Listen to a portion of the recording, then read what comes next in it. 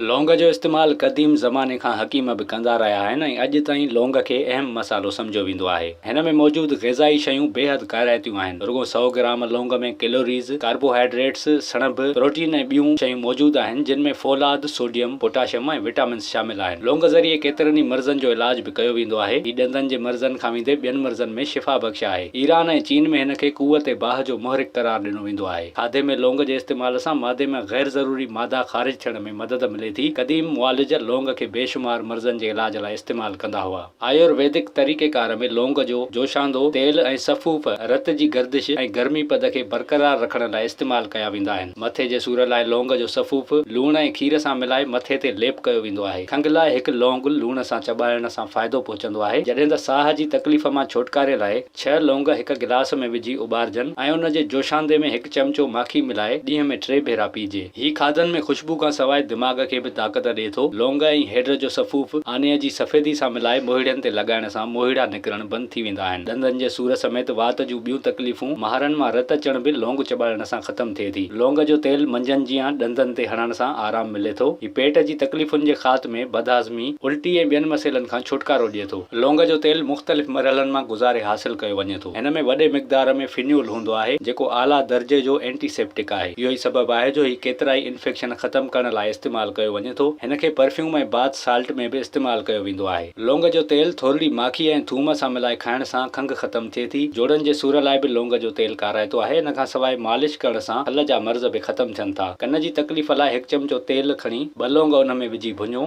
ऐं थधो करे कन में विझो। अव्हां जे कन वारी तकलीफ़ बि ख़तमु थी वेंदी।